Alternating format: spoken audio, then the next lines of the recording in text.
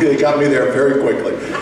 But there was an interesting thing that the guy who designed the weapons and I got together, we all got together to do this martial arts, and we had this great idea. We said, why don't we have, because they were just doing everything in licensing in those days, why don't we do a video of Klingon martial arts? Where, you know, Worf is teaching martial arts and he's got the weapons and he's doing all this stuff. And everybody was like, wow, this is a great idea, oh my God. Then it got to Paramount Legal Department. And they said, not on your life.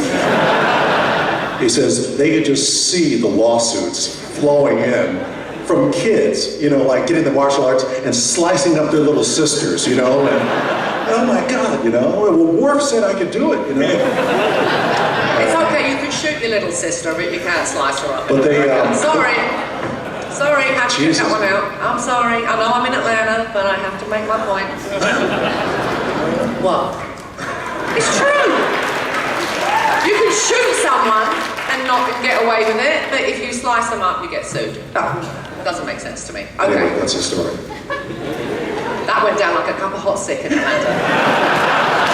With all you NRA card-carrying members out there, I know I'm outnumbered, but I have to have my say. Next question. First off, Marina, you're not mean. I'm not? No, you're real. He says I'm mean. No, you're real. He says I'm mean as a snake. You just throw real good shade, and I understand. I'm an old shady bitch too. We old shady bitches gotta stay together. Yes, sir, Bob. If we have to read somebody every now and then, well, take your read and go. Yeah, exactly. Thank you. I like your costume. I love because she looks like the Queen of England. She does. Okay. Oh. I know you're only a countess, but to me... I have aspirations now. I'm not going to lay out my business here in front of everybody. Okay. Mr. Dorr, this question's for you. I've been watching Next Generation for a while, and I've talked to other black nerds on the internet and everything, and we kind of looked at the evolution of Worf's character, comparing that with Deep Space Nine, and how Worf kind of reacts with Avery Brooks, especially once Avery let Hawk out to be commander of Deep Space Nine. And we were kind of like, man, like Worf seemed to be kind of, digging, Cisco a little bit more than Picard. It's kind of like the brother man thing kind of going on. So this is what, like, our little lore we have amongst each other. How do you see it?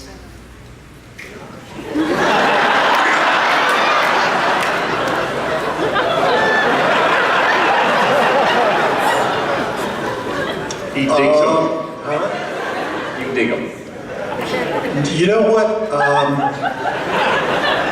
My take on the whole thing was that Worf came from the coolest ship in the galaxy. And he comes over to this place, and he was learning, but he was a little sort of like, I don't know the word for it, it's Avery, or Cisco yelled a lot. And on the Enterprise, there was no yelling. I mean, he would tell Dax and I, now get out! And Mr. Worf, you never... I mean, he was like, really? And Worf would just go, okay. This is different. And that was it. I don't think that the character didn't really have a relationship with Cisco.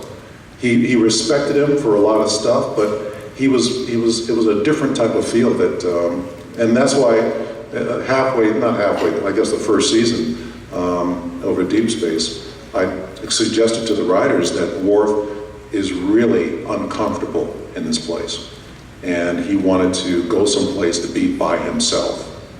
And they said, okay, why don't you go on the Defiant and live in that little cubby, one of the little quarters.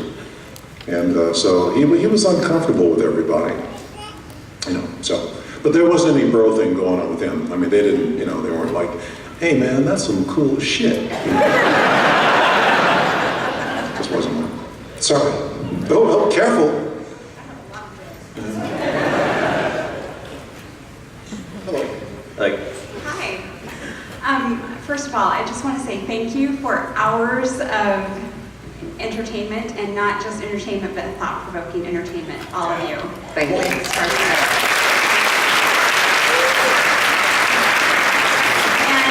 And Ms. Surtees, this question is for you. Actually, one other thing for you before I get to my question. I'm a woman in the military. I serve in the Navy, and I want to say,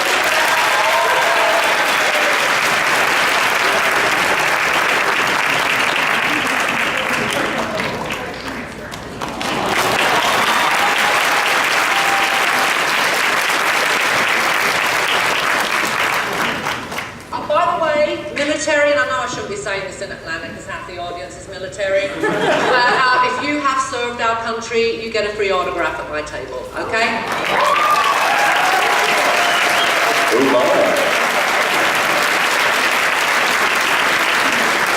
Ms. Surtees, I just wanted to say thank you for representing women in the military and in science so well. I felt like you did us great credit. Thank you, that's really appreciated, thank you. And now my question. I understand that you know Vic Magana. Mignona. And that he asked you to do some voiceover work for his series Star Trek Continues. Yes. Can you please talk about that for just a moment? Well, I am the voice of the computer. Which, you know, I have to say, I kind of put that out there when they first started talking about rebooting Star Trek. Because I thought, Majel was the voice of the computer day one, until, you know, until she passed away. Majel was always the voice of the computer. So I thought, foolish me, I thought, wouldn't it be kind of cool if Loxana's daughter took over the voice of the computer? Wouldn't that kind of have a continuation that was kind of cool, right? That was obviously too philosophical for JJ. And,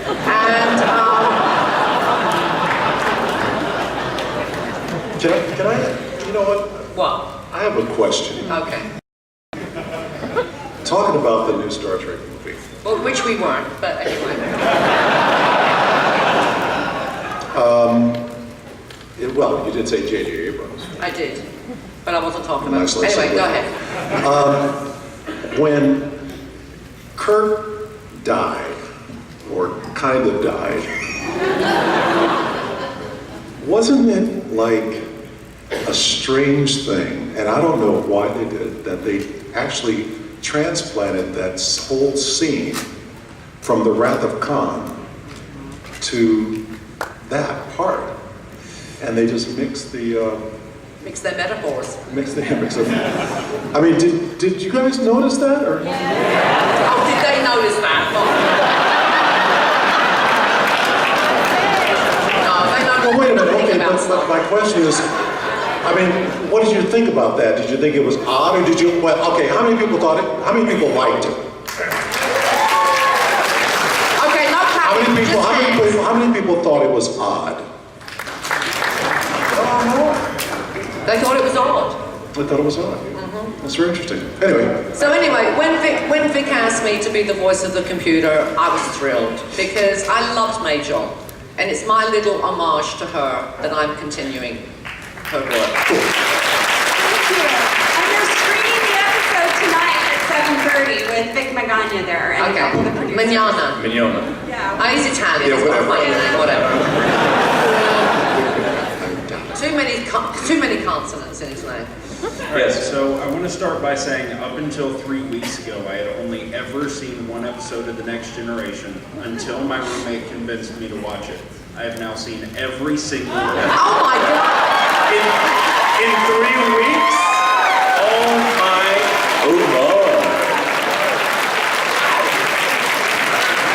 Don't you love a good binge watch? I love a good binge watch. please get some sleep soon. Yes.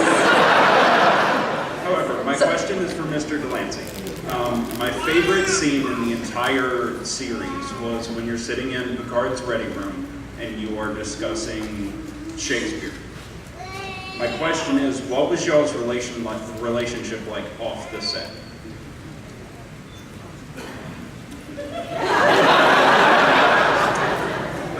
Be careful how you answer this.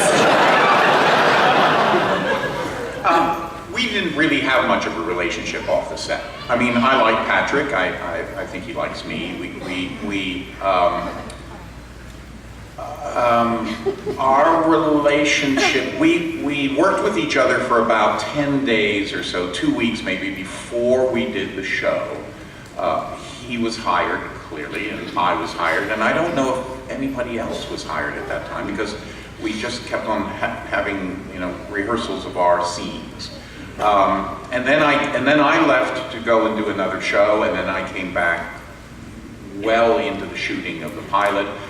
And then you have to understand, I really only came to the set once a year, and even then not for Next Gen, I skipped a year.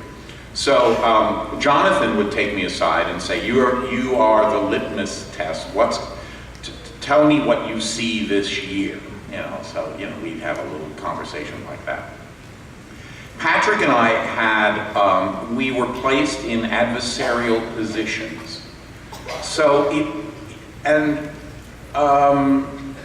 oftentimes it's better to sort of keep that position because then you don't have to really make it up.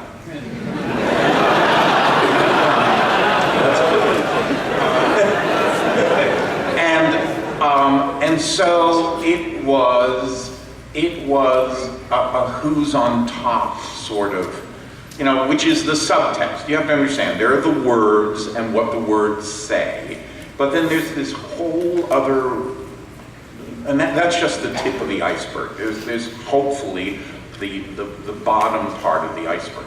I mean, one of the things which was, I'm taking a little time to answer this question, I'm sorry, but one of the things that was interesting about my relationship with Kate and Mulgrew, and Kate and I actually do have a relationship. We see each other all the time, and we talk to each other and what have you. They were so concerned about that relationship that they sort of stayed away from it.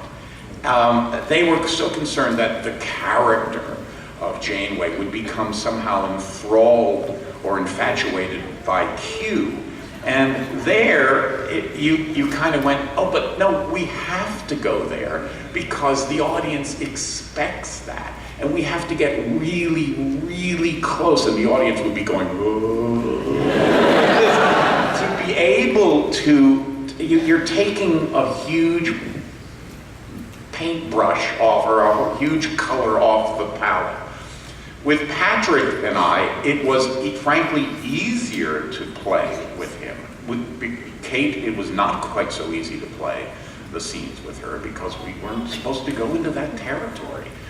But with Patrick and I, it was sort of easier to play because there we really were, you're just watching, and you're just looking for that place.